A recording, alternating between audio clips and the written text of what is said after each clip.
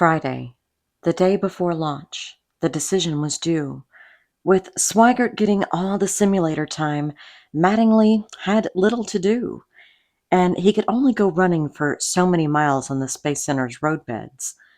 Slayton suggested that he go flying. Mattingly drove to Patrick Air Force Base and did just that for a couple of hours in a T-33.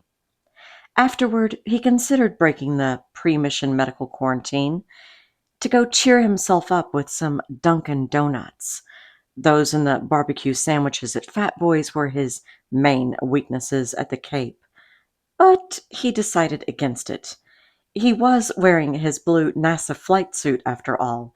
Surely he would be recognized. Heading back to the Space Center, he turned on the car radio in time to hear a newscast. NASA has announced that it will replace one of the 3 astronauts of Apollo 13, Thomas K. Mattingly. Suddenly, it was real. Mattingly was furious to find out this way, but he wasn't about to blame anyone, especially not Deke. By the time he had reached the crew quarters, he had accepted the news. Jim and Fred were still over in the simulator, and everyone else reacted to Mattingly's presence with an awkward silence. Mattingly didn't have any more idea of what to say than they did. Slayton asked him what he wanted to do, and he answered that he just needed to get away before the launch. Fine, Slayton said. He could grab an airplane and fly home that evening. After dinner, he wished Lovell, Haise, and Jack Swigert good luck. When he arrived at Patrick, a T-33 was on the ramp, ready and waiting. At age 42, Jim Lovell was the most traveled man alive. With 3 space flights under his belt, he had racked up 572 hours and nearly 7 million miles, more than any other astronaut or cosmonaut. For many men, that would have been enough, but not for Jim Lovell. From the day he joined Astronaut Corps in 1962, his ultimate goal had been to command a lunar mission. Command was even more important to Jim Lovell than landing on the moon, and most veteran astronauts felt the same way. It is now 2 days, 7 hours, and 54 minutes into the mission of Apollo 13. The TV show was over, and Lovell waited in the lower equipment bay for Haise to finish closing up Aquarius for the evening. They were about to shoot some pictures of Comet Bennett, an icy celestial wanderer that had graced the spring skies. But first, Mission Control wanted Jack Swigert to stir up the service module's tanks of cryogenic liquid hydrogen and oxygen. In zero-G, the super cold fluids tended to become stratified, making it difficult for the astronauts and controllers in Houston to get an accurate quantity reading. To remedy this problem, each tank contained a fan that acted like a egg beater to stir the contents. Strapped into the left-hand couch, Swigert flipped the switches marked H2 fans and O2 fans, and waited several seconds. Then he turned the fans off. A moment later, there was a loud and dull bang. At first, Lovell thought that he knew what it was. The LEM's cabin repressurization valve made a bang whenever it was activated, and Haise had enjoyed scaring his crewmates half to death with it.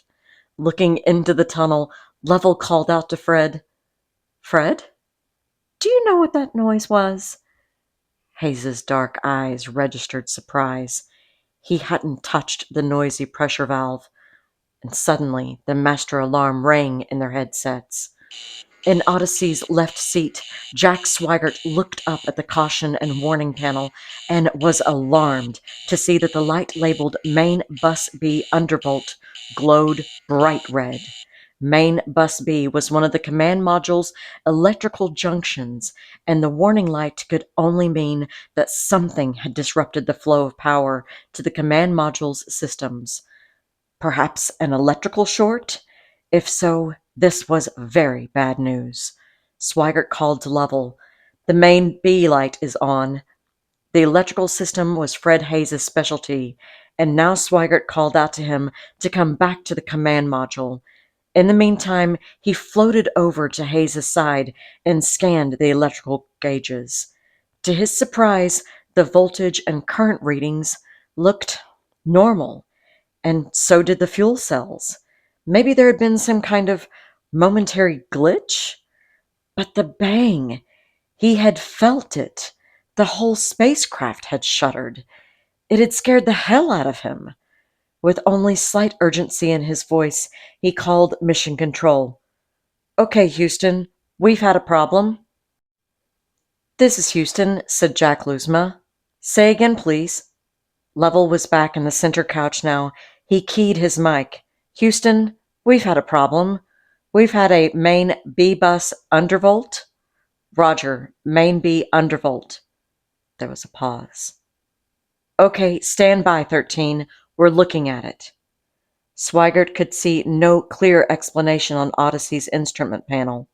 Something must have happened to the lunar module. He wondered if a meteorite had struck it.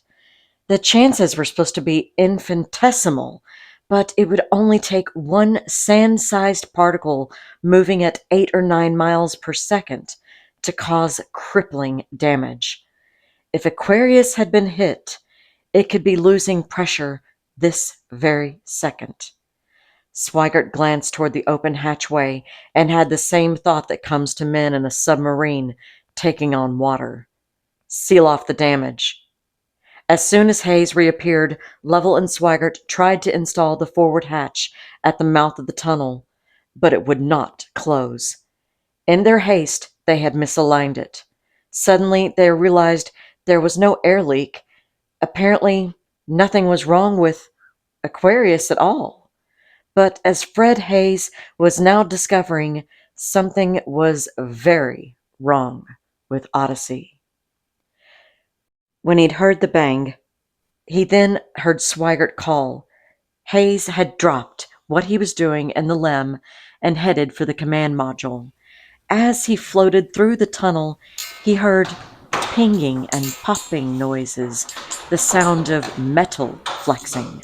The walls of the tunnel were bending as the two joined spacecraft rocked back and forth against each other. Something had jolted Apollo 13. He heard the sound of Odyssey's thrusters firing in response. Quickly, Haise made his way to a seat on the right side of the command module and began to investigate. Odyssey's electric power came from 3 chemical power plants called fuel cells, housed in the service module. Each fuel cell mixed hydrogen and oxygen to produce water, and the byproduct of this reaction was electricity.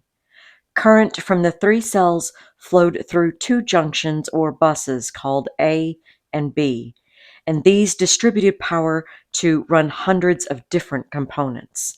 Everything in the spacecraft, the gauges on the instrument panel, the computer, the ball valves in the service module's SBS engine, ran on electricity. Haise checked the voltage on bus B, and the needle sank past the bottom of the scale. There wasn't even enough voltage to give a reading.